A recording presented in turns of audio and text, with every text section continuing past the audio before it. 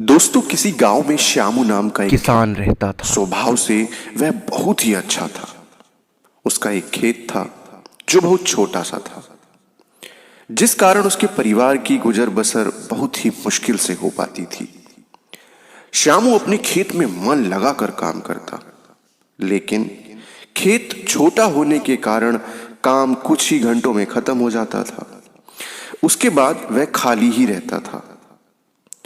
काम के बाद का खाली समय श्यामू को बिताना भारी पड़ता था। इसीलिए उसने एक दिन सोचा, क्यों ना इस खाली समय में गांव के ही सेठ के खेत पर मजदूरी कर ली जाए। इससे खाली समय भी कट जाएगा और घर में पैसों की कमी भी कुछ दूर हो जाएगी। अब गांव के सेठ जी बड़े भले इंसान थे। श्यामू जब उनसे काम मांगने गया तो सेठ जी ने कहा, तुम्हें मेरे खेतों पर मजदूरी करने की जरूरत नहीं है। आज से मैं पूरे खेत की जिम्मेदारी तुमको देता हूं। जो भी फसल होगी आधा मुझे दे देना और आधा तुम ले जाना। सेठ जी के इस भले व्यवहार से श्यामू बड़ा खुश हुआ और अगले ही दिन उसके खेत पर काम करना शुरू कर दिया। अब वह प्रतिदिन सुबह सबसे पहले अपने खेत का काम खत्म करता और सेठ जी के खेत में काम करने चला जाता। अब एक दिन की बात है, दोपहर को जब श्यामू सेठ जी के खेत में हल चला रहा था, उसी वक्त उसका पैर किसी सख्त चीज से टकराया। जब उसने मिट्टी को हटाकर देखा तो वहां मिट्टी से बना एक छोटा मटका था, जिसके ऊपर लाल रंग का कपड़ा बंधा हुआ था।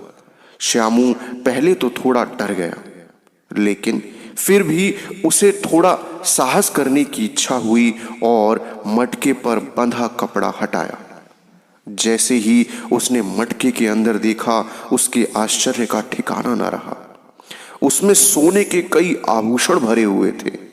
श्यामू को अब समझ ही नहीं आ रहा था कि वह इन कीमती आभूषणों का क्या करे। एक ओर वह सोचता कि इसे सुनार को बेचकर अपने घर की पैसे की तंगी को हमेशा के लिए खत्म कर देता हूं, वहीं दूसरे ही पल सोचता कि जमीन सेठ जी की है, ये उनको ही सौंपना उचित है। काफी देर तक उलझन में पड़े रहने के बाद वह अंत में सेठ जी के घर चला गया। उसने सेठ जी को सारी कहानी बताकर मटका उन्हीं के सामने रख दिया। मिट्टी का वह मटका देखकर सेठ जी उसे पहचान गए और बोले, ये मेरी दादी के आभूषण हैं। मैं कई वर्षों से इसे खोजने की कोशिश कर रहा था, पर मुझे पता नहीं था ये कहाँ गड़े हुए हैं। इन्हें अचानक खोजकर तुमने बड़ा उपकार किया है।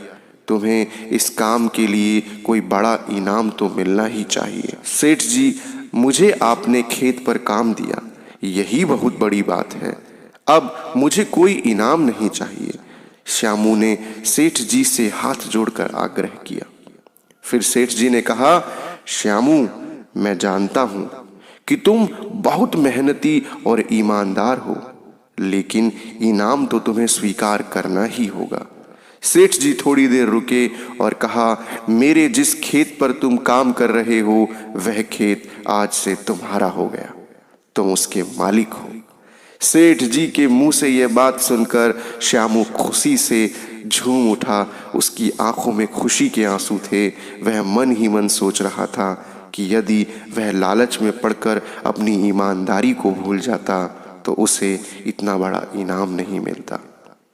तो प्यारे साथियों, ईमानदारी सबसे अच्छी नीति है। थोड़े से लालच के लिए किसी के साथ बेईमानी नहीं करनी चाहिए। तो इस प्यारी सी कहानी में इतना ही।